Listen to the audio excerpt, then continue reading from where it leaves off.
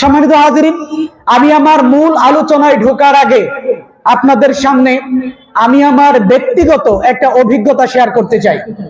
বিশেষ করে আপনারা যারা এই টাঙ্গাবো ইউনিয়নের অধীনস্থ যারা রয়েছেন এবং মুরব্বী যারা রয়েছেন, তাদের জন্য আমার একটা ব্যক্তিগত অভিজ্ঞতা শেয়ার করছি। আপনারা জানেন, আমাদের দাওয়াদার গ্রামের একজন স্বনামধন্য মরহুম চেয়ারম্যান মারা গেছেন, আল্লাহ তার জান্নাত নসিব করুন। ওনার নাম হচ্ছে মফিজউদ্দিন সাহেব, আপনারা চিনেন অনেকেই। আর আব্দুল হাই চেয়ারম্যান, উনিও মারা গেছেন। দুবাসিয়া গ্রামের আব্দুল হাই চেয়ারম্যান। তো বরাবরই দেখতাম ছোটবেলায় মফিজউদ্দিন চেয়ারম্যান সাহেব মার্কা পেতেন হাঁস। আমরা ছোটবেলায় ওই হাঁসের প্রতীকের মিছিল দিতাম তৈ তৈ বলে, আপনারা অনেকে দিচ্ছেন হয়তো। আর আব্দুল হাই সাহেব মার্কা পেতেন চাকা, গরুর গাড়ির চাকা। আমার মনে আছে আমি বারুইহাটি বাজারের মসজিদের সামনে দাঁড়িয়ে আছি, এমন সময় এই দিক থেকে গরুর গাড়ির চাকা আমি লক্ষ্য করেছি, এদিক থেকে গরুর গাড়ির চাকার মিছিল যাচ্ছে, চাঁদপুর থেকে তৈ তৈয়ের মিছিল আসতেছে। দুই মিছিল মুখোমুখি অবস্থানে, এক পাশ দিয়ে এক মিছিল যায়, আরেক পাশ দিয়ে আরেক মিছিল যায়। ওই মিছিলের মধ্যে কোনো হামলা মামলা টিটকারি এগুলো ছিল না, বরং ছিল সহ অবস্থান। আপনারা কি লক্ষ্য করছেন? আপনারা হয়তো বিরক্ত হতে পারেন, হুজুর এইখানে এই ধরনের কথা বলতেছে কেন?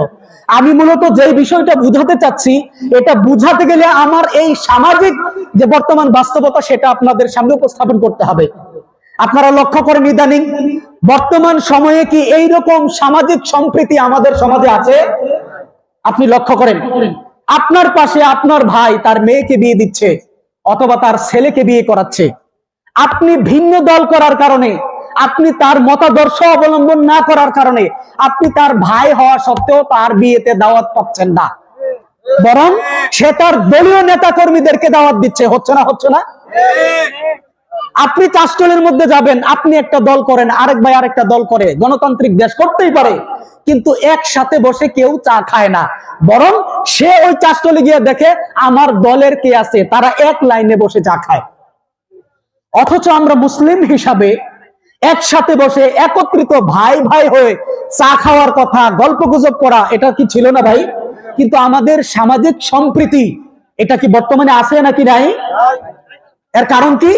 এর কারণ হচ্ছে আমাদের ভেতরে উদারতার যে মনোভাব, এটা এখন আমাদের মধ্যে নাই। সম্মানিত হাজিরিন, উদারতা একজন মানুষকে আপনার কতটা কাছাকাছি এনে দেবে আমরা ছোট্ট একটা কাহিনীর মাধ্যমে জানার চেষ্টা করব। এরপরে আমি যে আয়াতটা পড়েছি, যে হাদিসটা পড়েছি, এইটার উপরে 2 মিনিট কথা বলে আলোচনা শেষ করবো ইনশাআল্লাহ। আপনারা কি আমার কথা বুঝতেছেন? একটু মনোযোগী হতে হবে। সম্মানিত হাজিরিন, আল্লাহর রাসূল সাল্লাল্লাহু আলাইহি ওয়াসাল্লাম মক্কা থেকে যখন মদিনায় হিজরত করলেন, ওখানে গিয়ে মদিনার সনদের ভিত্তিতে মদিনার রাষ্ট্র পরিচালনা করতেছেন।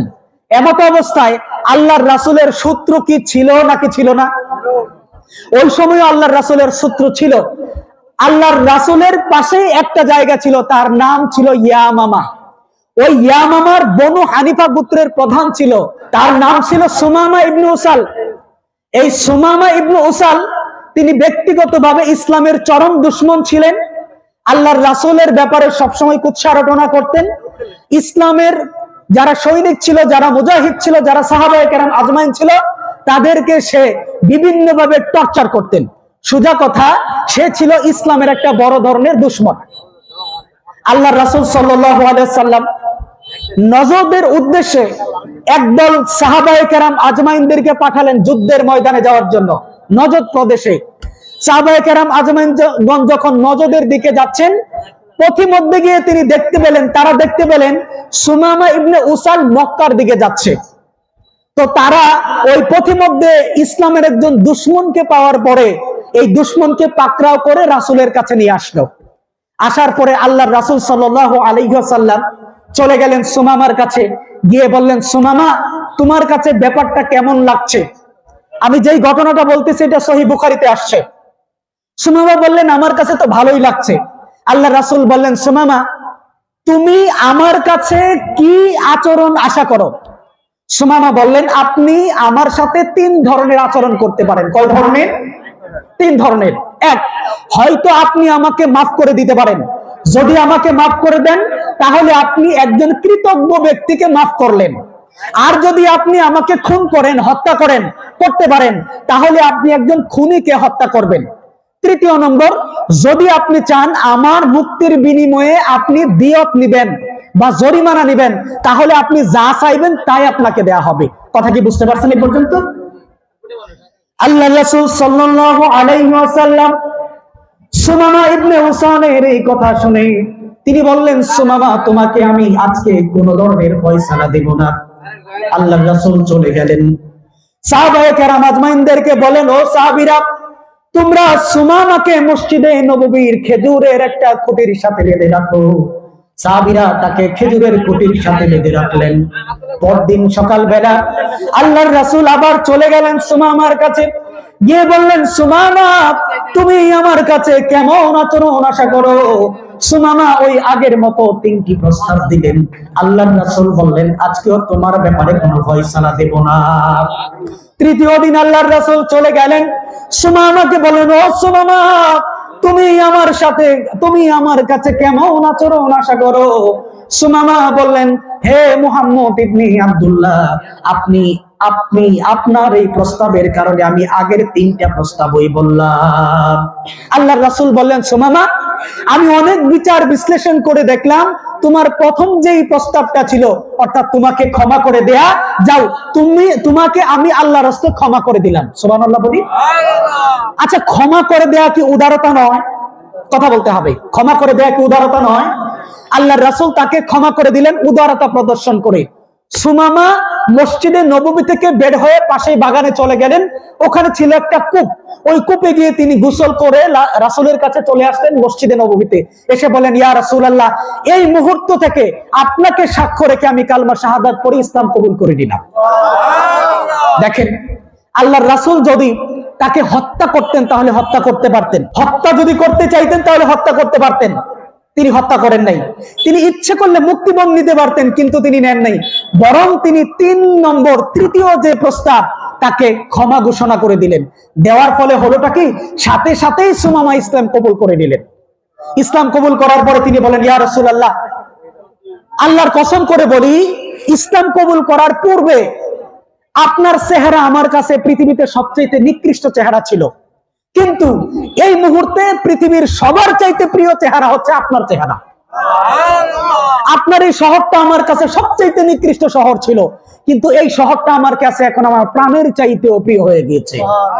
আপনার ধর্ম আমার কাছে সবচেয়ে অপছন্দনীয় ছিল, কিন্তু এই মুহূর্তে ইসলাম আমার কাছে সবচেয়ে প্রিয় ধর্ম হয়ে গিয়েছে। হযরত ওমর বলেন, হে সুমামা, ইতিপূর্বে তোমার মর্যাদা আমার কাছে একটা শূকরের চাইতেও নিকৃষ্ট ছিল, ইসলাম কবুল করার পরে তোমার মর্যাদা আমার কাছে আকাশের চাইতেও বেশি হয়ে গিয়েছে। সুমামা বললেন, ইয়া রাসূলুল্লাহ, আমি ধরা পড়ার আগে উমরা করার জন্য মক্কা যেতে চেয়েছিলাম, আমাকে দয়া করে অনুমতি দিন, আমি উমরা করতে মক্কায় চলে যাব।